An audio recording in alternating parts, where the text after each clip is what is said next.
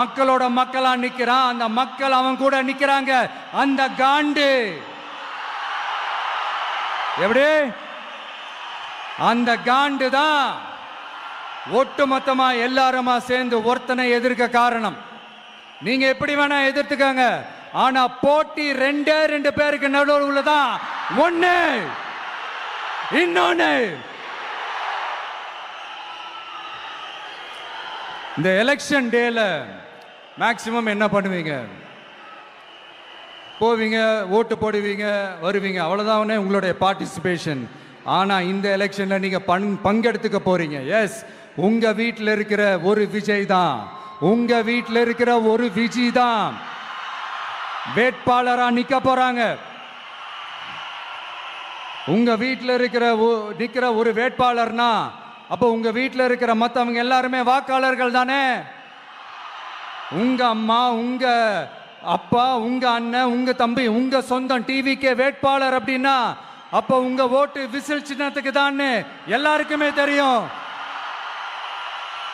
ஏன், நம்மளோட எதிரிங்களுக்கு கூட அது நல்லாவே தெரியும். அதனாலதான் நமக்கு எதிராக அவ்வளவு அவதூறு பரப்புறாங்க.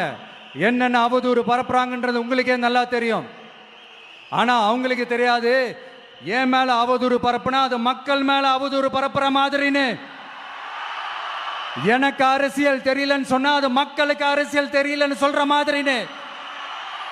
என்ன அசிங்கமா பேசினா அது மக்கள் அசிங்கமா பேசுற மாதிரின்னு. எனக்கு எதிராக செய்யற ஒவ்வொரு செயலும் அது மக்களுக்கு எதிராக செய்யற செயல் அவங்களுக்கு தெரியாம போச்சு. இந்த விஜயும் மக்களும் வேறு வேறு இல்லை. இந்த விஜயும் மக்களும் ரத்தமும் சதையும் மாறி, உடலும் உயிரும் மாறி, ஒன்னிலிருந்து ஒண்ண பிரிக்கவே முடியாது. எஸ், சென்சிட்டிவான சென்டிமெண்ட், அது சென்சிட்டிவான சென்டிமெண்ட்.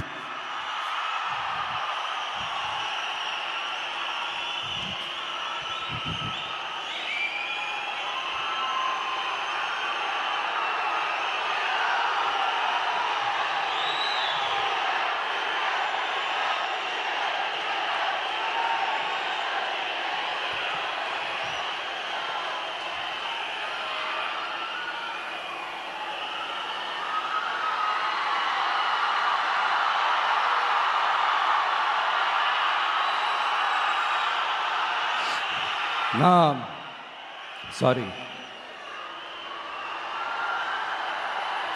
இதை யாரும் அசைக்க முடியாது. மக்களை நேசிக்கிற விஜய் வேணுமா? மக்கள் விரோத ஆட்சி நடத்துற ஸ்டாலின் சார் வேணுமா?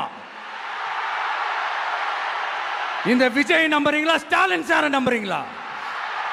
Proof, this is the proof.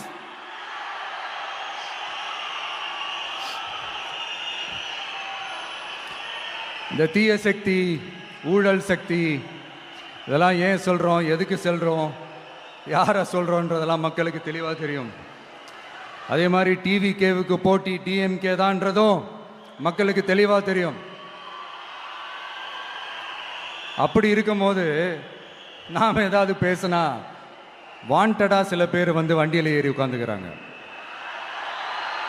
ஆமாம், வாண்டடாக சில பேர் வண்டியில் ஏறி உட்காந்துக்கிட்டு குரல் கொடுக்குறாங்க. சீரியஸாக ஒரு போட்டி நடந்துக்கிட்டு இருக்கும் போது இங்கே காமெடிக்கெல்லாம் இடம் இல்லை பாஸ். இதெல்லாம் மக்களுக்கு தெளிவாக தெரியும்.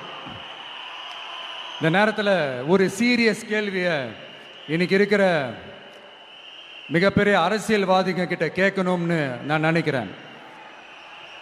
நீங்கள் அரசியலுக்கு வர்றதுக்கு முன்னாடி உங்ககிட்ட இருந்த சொத்து எவ்வளோ? அரசியலுக்கு வந்ததுக்கு அப்புறம் இன்னைக்கு உங்ககிட்ட இருக்கிற சொத்து எவ்வளோ? அதை ஓப்பனா டிக்ளேர் பண்ண முடியுமா? அப்படி வந்த காசெல்லாம் என்னென்ன தொழில் செஞ்சு வந்துச்சு, என்ன வேலை செஞ்சு வந்துச்சு, உண்மையிலே நீங்க உழைச்சி சம்பாதிச்ச காசா, இல்ல ஆட்சி அதிகாரத்துக்கு வந்ததுக்கு அப்புறம் ஆட்டைய போட்ட காசா? இதெல்லாம் ஓப்பனா டிக்ளேர் பண்ண முடியுமா? இதெல்லாம் நம்ம கேட்டா எல்லா ஊழல்வாதிகளும் ஒன்னா சேர்ந்து நம்ம மேல சேத்தவாரி வீசுவாங்க. அதை பத்தியெல்லாம் நமக்கு கவலை இல்லை. ஏன்னா நாம யாருன்னு மக்களுக்கு நல்லாவே தெரியும். எனக்கு ஒரு புது ஃப்ரெண்ட், புது நண்பர் ஒருத்தர் கிடைச்சிருக்காரு. யார் தெரியுமா? தெரியாதா? முதல்வர் அவர்கள் தான். இப்போ ஒரு நிருபர் ஒருத்தர் கேட்ட கேள்விக்கு எனக்கு எதிரிகள்லாம் யாரும் இல்லை, அவங்க எல்லாருமே எனக்கு நண்பர்கள் தான் அப்படின்னு சொன்னாங்களே. அப்படி நாங்கெல்லாம் உங்களுக்கு நண்பர்கள்னா அப்புறம் ஏன் சார் கரூர் விஷயத்துல ஏன் மேல பழி தூக்கி போட்டீங்க?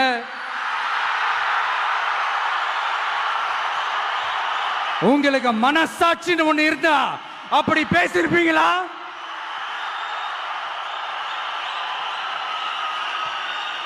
அப்படி நாங்களாம் உங்களுக்கு நண்பர்கள்னா ஒரு ஈவெண்ட், ஒரு ஃபங்க்ஷன் நடத்துறதுக்கு ஒரு இடமோ ஒரு பர்மிஷனோ ஏன் கொடுக்க மாட்டேன்றீங்க? எல்லாத்தையும் நீங்களே பண்ணிட்டு போற போக்கில் அப்படியே பொய்களா அடிச்சு விட்டுக்கிட்டு இருக்கீங்க. உங்களோட உண்மையான நண்பர்கள் யாருன்னு சொல்லட்டுமா?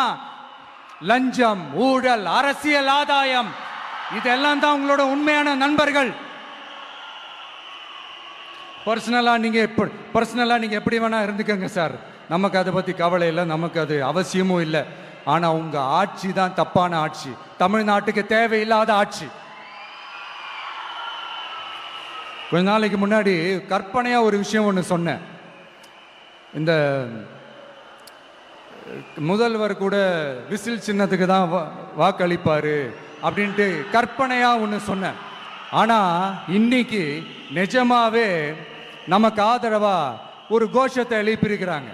அது என்ன தெரியுமா? எங்க வாக்கு சாவடி வெற்றி வாக்கு சாவடியா. அதுக்கு அர்த்தம் என்ன தெரியுமா? எங்க வாக்கு சாவடி விஜய் வாக்கு சாவடின்னு அர்த்தம்.